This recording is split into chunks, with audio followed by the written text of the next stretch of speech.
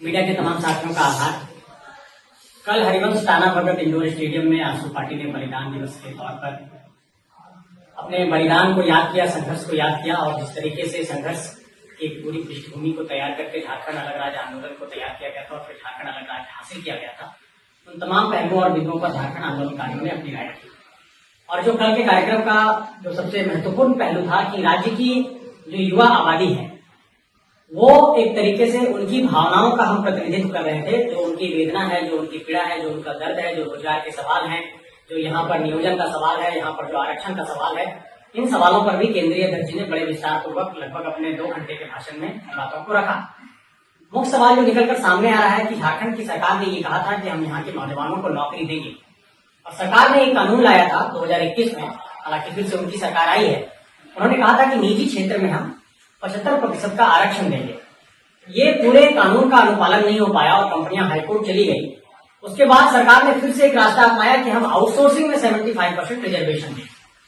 आपने देखा होगा कि पूर्व में ये कहा गया था कि जो 75% निजी क्षेत्र की नौकरी है उसमें 40,000 रुपए तक की जो सैलरी की नौकरी है उसमें स्थानीय लोगों को दिया जाना। लेकिन ये सरकार अपने 6 साल के लगभग के कार्यकाल में अब तक स्थानीयता के सवाल का हल नहीं निकाल पाई है। स्थानीय नीति का मसला अब तक हल नहीं हो पाया है। दूसरा सवाल ये खड़ा होता है कि इस राज्य के अंदर जो 4,88,000 सृजित पद है, उन पदों में 2,88,000 पद खाली पड़े हैं और उन पदों पर जो भी नियुक्तियां होती है वो विवादित हो जाती है, चाहे वो जेपीएससी का मसला हो, चाहे वो जेएसएससी का मसला हो। तो इन तमाम मसलों को लेकर आजसू पार्टी आने वाले वक्त में सरकार नौकरी दो अभियान की शुरुआत करने जा रही है। एक बड़ी घोषणा हम झारखंड के नौजवानों के लिए करना चाहते हैं, क्योंकि नौकरी एक बड़ा सवाल है, पलायन एक बड़ा सवाल है, नियोजन एक बड़ा सवाल है। झारखंड के लगभग 2 करोड़ 20 लाख नौजवान जो 18 से 40 वर्ष तक की उम्र के हैं, और अगर आप गौर करेंगे झारखंड के 18 से 25 और 25 से 40 वर्ष तक की उम्र सीमा के लोगों की, तो 70% की आबादी नौजवानों की झारखंड के अंदर है।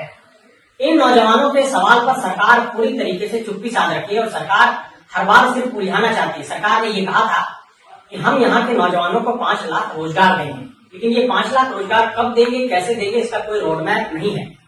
तो सवाल ये खड़ा होता है कि निजी क्षेत्र की कंपनियों में जब आप आरक्षण का सवाल खड़ा करते हैं और ये कहते हैं कि हम आरक्षण देंगे, उनको नौकरी देंगे, तो दूसरा आजसू पार्टी ये अभियान चलाने जा रही है कि झारखंड में जितनी भी निजी क्षेत्र की कंपनियां हैं वहां पर आजसू पार्टी वहां के जनरल मैनेजर को, वहां के चीफ एग्जीक्यूटिव ऑफिसर को, वहां के डायरेक्टर को या निजी क्षेत्र में जो भी कंपनियां हैं वहां पर आजसू पार्टी के तमाम पदाधिकारी जाकर के ज्ञापन देंगे और ये हिसाब मांगा जाएगा कि आप मुझे ये डेटा उपलब्ध कराइए कि कितने लोगों को आपने नौकरी दिया।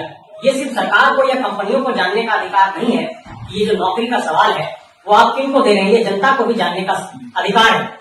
तो हम जनता को ये डेटा इकट्ठा करके बताएंगे कि किन कंपनियों ने कितने स्थानीय लोगों को नौकरी दिया है और निजी क्षेत्र की कंपनियों में कितने लोगों को नौकरी मिला है, आउटसोर्सिंग की एजेंसी में कितने लोगों को नौकरी मिला है।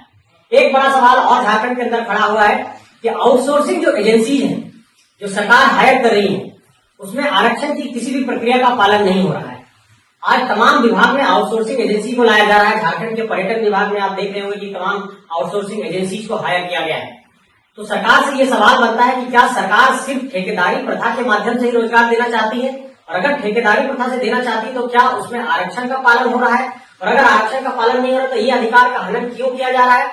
क्योंकि एक सवाल बीच में ये खड़ा हुआ था कि 2,88,000 पद जो सृजित थे उसमें बीच में ये बात सामने आई सरकार की तरफ से कि अब सिर्फ 1,51,000 पद हमारे बचे हैं। तो इन पदों पर जब आपने नियुक्ति की ही नहीं तो ये पद भरे कैसे। इन पदों को आउटसोर्सिंग के माध्यम से शायद भर दिया गया। तो आउटसोर्सिंग के माध्यम से अब सरकार ने कहा है कि हम आरक्षण देंगे, लेकिन ये सवाल पहले खड़ा होता है कि आरक्षण का जो पहलू है आप किस रूप में और कैसे देंगे। इसलिए सरकार को हम ये बताना चाहते हैं कि आउटसोर्सिंग में, निजी क्षेत्र में आपने 75% दोनों जगहों पर रिजर्वेशन की बात कही। अब ये सिर्फ एक आई वॉश की तरह प्रतीत होता है, क्योंकि जो आउटसोर्सिंग एजेंसी है वो भी एक प्राइवेट कंपनी है, हालांकि वो सरकार के साथ एसोसिएट होकर के काम कर रही है। और जो वहां पर निजी क्षेत्र की कंपनियां जो खनन कर रही हैं, जो माइनिंग कर रही हैं, जो बॉक्साइट की माइनिंग कर रही हैं, ये तमाम तरह की जो माइनिंग कर रही है, उन कंपनियों में भी यहाँ के लोगों को रोजगार नहीं दिया गया है।